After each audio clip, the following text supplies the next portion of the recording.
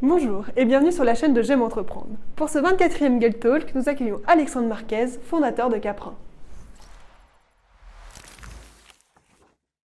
Bonjour Alexandre, merci de nous accueillir pour ce 24e Get Talk. Bonjour Emma, bienvenue au village. Merci. Peux-tu te présenter? Moi c'est Alexandre Marquez, du coup j'ai fondé Caprin, donc une marque de vêtements de trail made in France il y a de ça un an. Donc marque de vêtements de trail made in France et fabriquée à base de matières éco-responsables, donc de matières recyclées ou biosourcées, donc d'origine naturelle. Comment as-tu eu l'idée de créer Caprin? Alors Caprin, ça vient d'une conjonction de deux faits. Alors déjà le fait que je suis pratiquant de sport outdoor, je pratique forcément du trail, mais aussi du ski de randonnée, de l'alpinisme, tout ce qu'on peut faire finalement autour de Grenoble. Donc ça c'est la première logique. Et à côté de ça, c'est vrai qu'on a tous plus ou moins une fibre environnementale qui grandit en nous. Alors depuis quelques années, il y a un mouvement qui est quand même assez important à ce niveau-là. Ça commence souvent par l'alimentaire. On a plutôt envie de consommer en circuit court et consommer des marques en lesquelles on a confiance. Et donc moi j'ai poussé aussi personnellement cette logique dans le domaine de la mode et des vêtements et principalement outdoor parce que c'est ce que je pratiquais et finalement le constat était là, c'est-à-dire qu'aujourd'hui dans les vêtements de trail 90% viennent d'Asie et sont faits sans aucune considération éthique ou responsable ou éco-responsable donc à l'autre bout du monde. Et donc l'idée de Caprin c'était vraiment de proposer une alternative responsable et en circuit court à ce qui se faisait actuellement dans le milieu du trail. Donc tes vêtements sont 100% français. Exactement, enfin, l'idée du projet c'est de dire tout ce qu'on peut fabriquer en France, on le fait. En l'occurrence 100% c'est légèrement galvaudé parce qu'il y a certains petits accessoires sur le vêtement qui ne sont pas made in France tout simplement parce qu'on ne sait pas les créer en France. Donc, par exemple le zip du maillot qu'on voit juste derrière. Mais voilà, en tout cas ce qu'on peut faire de mieux aujourd'hui en made in France c'est le fil, le tissu et la fabrication. En l'occurrence, c'est le cas pour la tenue, donc le fil est français, le tissu est français et c'est conçu en Savoie. Donc là, on est au mieux de ce qu'on sait faire aujourd'hui. On n'est pas producteur de matières premières en France, hormis par exemple le lin. Aujourd'hui, on est le plus gros producteur mondial de lin et donc on pourrait avoir toute la chaîne sur des matières qui sont synthétiques comme pour les vêtements de trail. En l'occurrence, la matière première ne peut pas venir de France. Par contre, tout le reste du processus de fabrication est fait en France. Donc en fait, il y a peut-être 95% de la valeur ajoutée du produit qui est faite sur le territoire. D'accord. Et justement, quel défi cela représente-t-il? Le Made in France, c'est un défi qui est important, tout simplement parce qu'en fait, en 40 ans, on a perdu la grosse majorité des emplois dans le textile en France. Donc, c'est-à-dire qu'on est passé de à peu près 600 000 emplois à 60 000 emplois dans le textile en France. Donc ça veut dire qu'on a perdu du savoir-faire, on a perdu des investissements, donc il y a peu d'usines qui savent fabriquer ces produits-là. Donc notamment pour la tenue, en l'occurrence, qu'il y a derrière vous, en gros, on est sur des tissus qui sont très techniques, donc c'est des tissus qui sont très fins, qui sont hydrophobes, qui ont des propriétés vraiment très particulières et qui se travaillent donc en termes de confection d'une façon très particulière aussi. Donc il y a peu d'ateliers de confection qui ont les compétences pour faire ça. Et à côté de ça, il y a aussi peu de fournisseurs de tissus techniques en France. Donc là, en l'occurrence, c'est plutôt sympa parce qu'étant à Grenoble, les deux fournisseurs de tissus techniques sont à moins d'1 heure de route d'ici. Donc ça permet aussi d'avoir un produit qui est extrêmement local. Par contre, on arrive dans des usines où finalement, les premiers rendez-vous qu'on fait avec eux, on a peut-être 3 4 000, ce qu'on appelle des rebraques, donc des échantillons devant nous. Et quand on énumère les différentes fonctionnalités qu'on veut donner à la tenue et donc au tissu, le fournisseur il nous présente 3-4 tissus au final, donc avec des tissus qui sont en plus éco-responsables, qui sont fabriqués en France, etc. Donc la difficulté, elle vient aussi de là, de la variété de ce qu'on peut nous proposer en termes de tissus, en termes d'ateliers de confection, etc. Il me semble que Caprin n'est pas ta première start-up. Non, Caprin, c'est la deuxième société que je monte. Donc en l'occurrence, j'en avais monté une première donc en février 2020. Qui s'appelait Lusalp, c'était une société de conseil en informatique, donc rien à voir. Donc ça faisait référence plutôt à ma première vie professionnelle. Donc société de conseil en informatique quand j'ai monté en février 2020. Le timing est important parce qu'en mars il y a eu le Covid et donc c'est un petit peu tout chamboulé. Et c'est vrai qu'en 6 mois, en fait on a fait beaucoup de commerce et on a jeté beaucoup de coups d'épée dans l'eau. Et 6 mois après, donc on a commencé à voir que le marché ne répondait pas, tout simplement parce que même si on se dit l'informatique en temps de Covid, c'est plutôt un chiffre d'affaires qui augmente et des perspectives de croissance. Finalement, quand on monte une société de conseil, donc en rang 2 en conseil dans l'informatique, tous les projets étaient arrêtés. Et finalement, tous les clients qu'on voyait nous disaient non mais là, c'est vraiment pas le moment de se lancer. Et nous, nos clients étaient dans une disposition où leur projet informatique, déjà, ils les mettaient eux-mêmes en stand-by. Ils continuaient les projets les plus importants, mais ils n'étaient pas prêts à ouvrir leur business à de nouvelles startups qui se montaient dans ce domaine-là à ce moment-là. Donc voilà, après 6 mois, avec mon associé, on a décidé d'arrêter l'aventure, la première aventure. Et à la fin de cette aventure-là, donc en filigrane, j'étais en train de réfléchir finalement à comment me réorienter dans le sport, quelque chose que j'ai toujours voulu faire. Et finalement, l'idée, elle m'est venue petit à petit de monter Caprin. Et comment cette première expérience entrepreneuriale t'a aidé pour monter Caprin, justement? Ben, finalement, avec un peu de recul, alors forcément, c'est considéré comme un échec quand dans la même année, on ouvre et on liquide une société, mais finalement, on apprend énormément de choses. Mais ce qui était hyper important, c'est que ça m'a déjà, moi, permis de me lancer dans l'entrepreneuriat, dans un domaine que je connaissais, donc avec peut-être plus de facilité, avec des connaissances et des compétences que j'ai acquises sur l'entrepreneuriat et la création de société. Et finalement, le fait que cette expérience-là ait échoué, ça m'a aussi permis de rebondir sur le fait d'oser faire quelque chose dont je n'avais pas de compétences. Le textile, je ne connaissais pas, j'étais plutôt pratiquant de sport outdoor, certes de façon relativement intense, mais voilà, je ne connaissais pas le monde du tissu, je ne connaissais pas ce que ça voulait dire que monter une marque, donc ça veut dire qu'il faut s'entourer de gens qui sont compétents dans l'aspect créatif, un directeur artistique, un styliste, une modéliste, etc.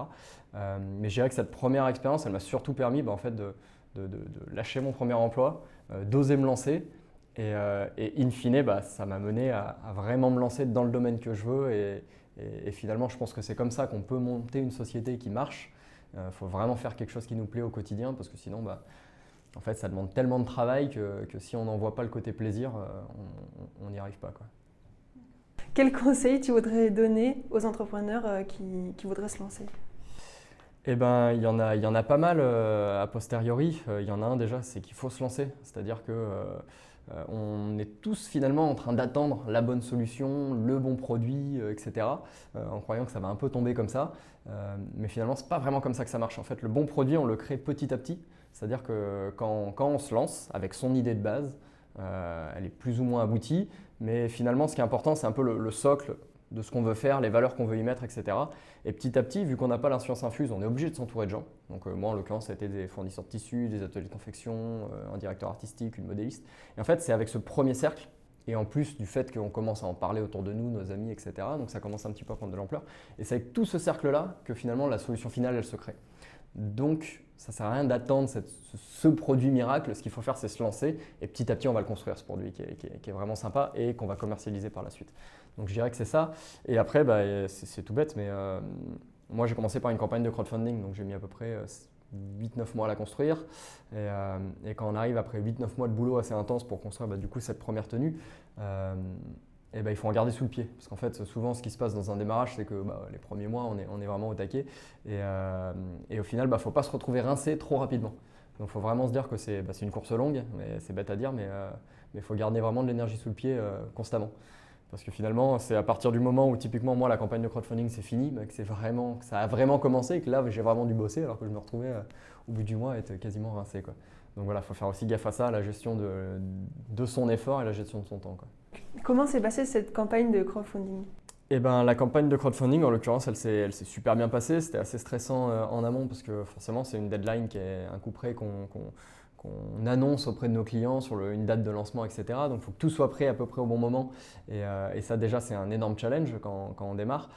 Donc, en l'occurrence, ça s'est plutôt bien passé. Ce qui a été cool, c'est que sur la première journée, on a fait à peu près 60% de l'objectif de prévente, donc un petit peu plus de 6 000 euros de chiffre d'affaires.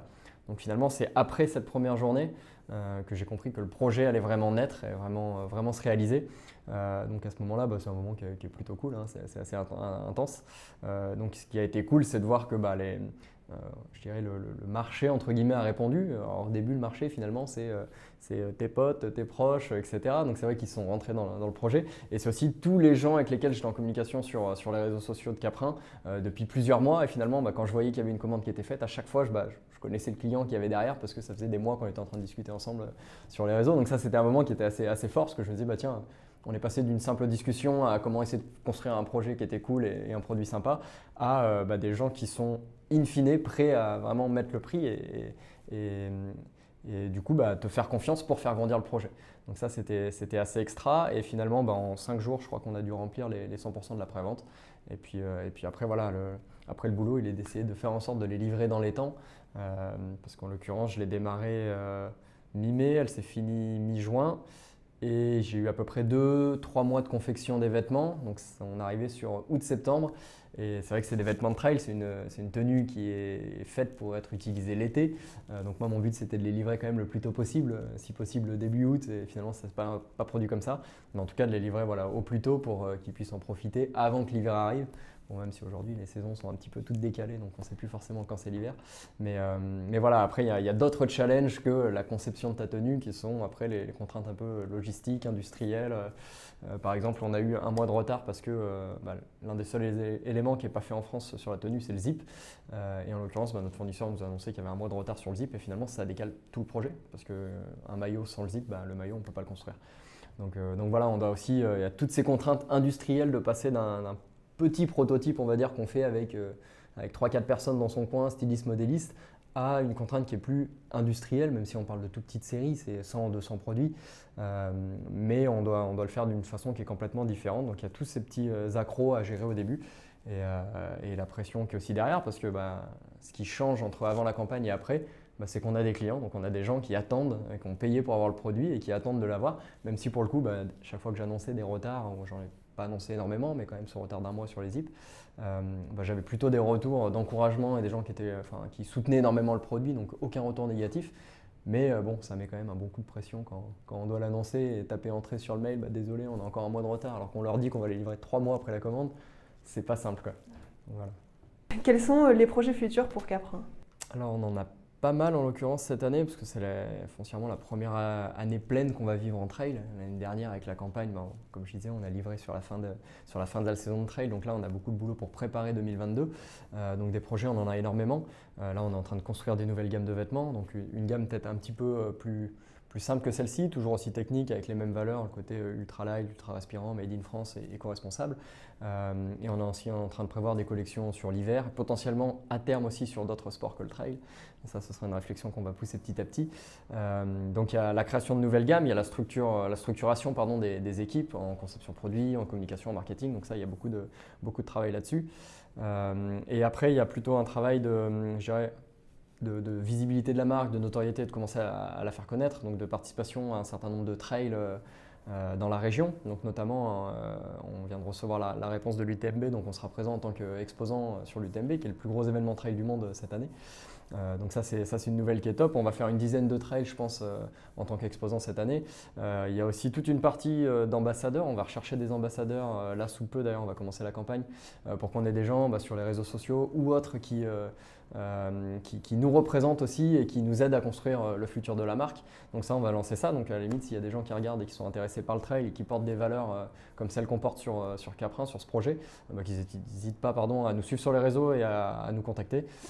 Parce que pour le coup, on va rechercher aussi bénéficier de la visibilité des gens, échanger avec eux et puis construire les futurs projets, les futurs produits. Merci Alexandre pour cette interview. Pour finir, aurais-tu un mot de la fin? Avec plaisir, merci à toi. Écoute, ce que je peux dire à tous les étudiants de GEM qui vont regarder cette vidéo, n'hésitez pas à vous lancer parce que c'est un parcours qui est ultra cool. C'est pas parce que vous allez planter votre première boîte que ça se passera pas bien par la suite, donc il ne faut pas avoir peur de ça, pas avoir peur de l'échec entre guillemets. Finalement, on apprend tout le temps et on a toujours des choses positives à en retirer. Donc lancez-vous et vous allez rencontrer des gens ultra cool et lancer des projets qui vont commencer petit à petit à vous faire plaisir. Et c'est comme ça que je pense qu'on finit par s'épanouir.